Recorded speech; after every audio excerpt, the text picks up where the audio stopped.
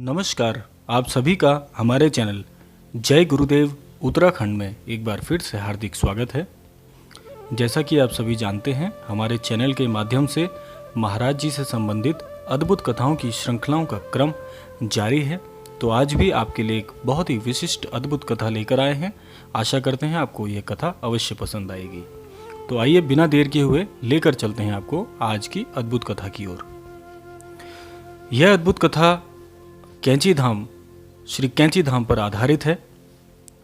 महाराज जी अपने कक्ष में विराजमान है और कई भक्तों से महाराज जी वार्तालाप कर रहे हैं। एकाएक एक नवयुवक का आगमन होता है। महाराज जी की कुटिया में महाराज जी विद्यमान है, जैसा कि आपको मैंने बताया। और वह युवक सीधा महाराज जी के कक्ष में, महाराज जी की कुटिया में जाकर महाराज जी के समक्ष बैठ जाता है और अपनी बारी की प्रतीक्षा करने लगता है। महाराज जी आप सभी जानते ही हैं, महाराज जी तो अंतर्यामी हैं। महाराज जी किसी की भी दुविधा, किसी की भी परेशानी पहचान लेते हैं। तो महाराज जी ने उसकी ओर एकाएक देखते हुए पूछ लिया, बताओ किस काम से आए हो? ऐसा सुनते ही वह युवक महाराज जी के सामने बड़ी ही असमंजस की अवस्था में आया हुआ था और महाराज जी के सामने अपना दुख प्रकट करने लगा कि महाराज जी, मैं तो बहुत समय से आपके दर्शन की अभिलाषा रखे हुए था और आज आपके समक्ष आया हूँ। मेरी कुछ परेशानियाँ हैं। वह कहता है कि मेरी परेशानी यह है कि महाराज जी, मैं आध्यात्म की तरफ तो अपना ध्यान लेकर जाता हूँ, लेकिन मैं जैसे ही आध्यात्म की ओर अपना मन लगाता हूँ तो मन इतना विचलित हो जाता है, इतना चंचल हो जाता है कि एक जगह टिककर नहीं रह पाता है। तो ऐसा उसने कुछ विवरण महाराज जी के सामने बताया और महाराज जी ने यह शिक्षा उस सभी वहाँ पर जितने भी भक्तजन बैठे हुए थे सभी के सामने इसको उजागर करते हुए महाराज जी ने कहा कि जो मन है ये सदैव चंचल रहता है।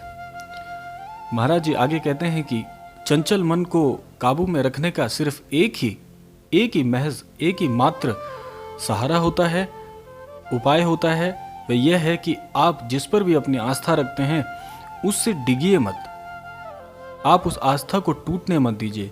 क्योंकि जब मन भटकता है तो उसका कारण, उसका मूल यही होता है कि हम जिस भी बात पर अपने मन को स्थायित्व की ओर रखते हैं वह वहाँ से डिगना प्रारंभ हो जाता है। हमारा अविश्वास ही हमारे मन को चंचल बनाता है। महाराज जी ने आगे इस पर कुछ बातें और जोड़ी। महाराज जी ने कहा कि हम जिस भी ईश्वर पर, जिस भी शक्ति पर अपनी श्रद्धा रखते हैं, अपनी भक्ति रखते हैं, तो हमारा विश्वास उनसे और उन्हीं पर बना रहना चाहिए। हमें फिर किसी और की आवश्यकता होनी ही नहीं चाहिए। क्योंकि और ये बात स्वाभाविक भी है, जब भी हम अपनी आस्था पर, किसी भी ईश्वर पर आस्था रखते हैं, किसी भी ईश्वरीय शक्ति पर जब हम अपनी आस्था रखते हैं तो हमारा कर्तव्य बनता है कि हम उन पर अपनी निष्ठा, अपना विश्वास को बनाए रखें। क्योंकि अगर हमारी मनोकामना पूरी होती जा रही है तो हमारी आस्था नहीं डिगेगी, बल्कि आपका विश्वास और बढ़ता जाएगा। लेकिन जब कभी भी विश्वास के साथ साथ में जब कुछ विषम परिस्थितियां हमारे जीवन में प्रवेश करती हैं तो हमारा कर्तव्य बनता है कि हम जिस भी ईश्वरीय शक्ति पर विश्वास रखते हैं उस विश्वास को हम कायम रखें। क्योंकि जब हमारा विश्वास डिगना शुरू हो जाता है, जब हमारा विश्वास टूटने लगता है, तो स्वाभाविक सी बात है कि हमारा मन फिर चंचल हो जाता है और किसी भी कार्य में हमारा मन नहीं लगता। तो मन को शांत करने के लिए जो उस व्यक्ति का प्रश्न महाराज जी से था वह यही था कि उसका मन अशांत था। और आज इस कलयुग में बहुत सारे ऐसे जन हैं जो अशांत मन से बड़े ही पीड़ित हैं। अशांत मन बहुत ही खतरनाक होता है। उसमें क्या होता है कि जब हमारा मन एक जगह स्थायी नहीं है और अशांत रहता है, कभी इधर भटकता है, कभी उधर भटकता है, तो ऐसे भटकाव की स्थिति में मन को एकाग्र करने का महज यही एक साधन है कि आप जब भी आपका मन किसी ओर टूटने लगे, जब भी अपना मन अशांत होने लगे, तो आप सिर्फ उस शक्ति को पुकारिए जिस पर आपकी सबसे ज़्यादा आस्था है। उदाहरण के तौर पे जैसे आज अभी यह हमारे दर्शक जो ये वीडियो देख रहे हैं, महाराज जी पर आस्था रखते हैं, तो जब भी हमारे जीवन में कोई विषम परिस्थिति आती है तो उस दौरान आप अपने विश्वास को महाराज जी से बिल्कुल मत डिगने दीजिए, क्योंकि आप यह सोचिए कि हम एक ऐसी ईश्वरीय शक्ति पर अपनी श्रद्धा रखते हैं जो हमारे लिए सब कुछ है। आज अगर हमारे जीवन में परेशानियां हैं तो इन परेशानियों का हरण भी वही करेंगे, महाराज जी करेंगे। महाराज जी पर हमारी आस्था है तो हमें यह कभी भी विषम परिस्थितियों में नहीं सोचना चाहिए कि अब आगे क्या होगा, कौन हमारी सहायता करेगा, अब क्या करें, महाराज जी हमारी सुनते क्यों नहीं। तो इस तरह के जब भी मन में यह विषम सवाल आते हैं, है ना, तो उस दौरान हमको यह सोचना है कि नहीं, हमारी श्रद्धा नहीं टूटनी चाहिए और ये हमारा कर्तव्य भी है।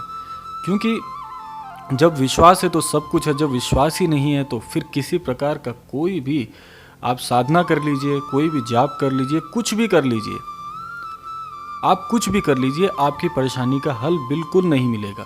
क्योंकि जहाँ पर आस्था है वहाँ पर ईश्वर है।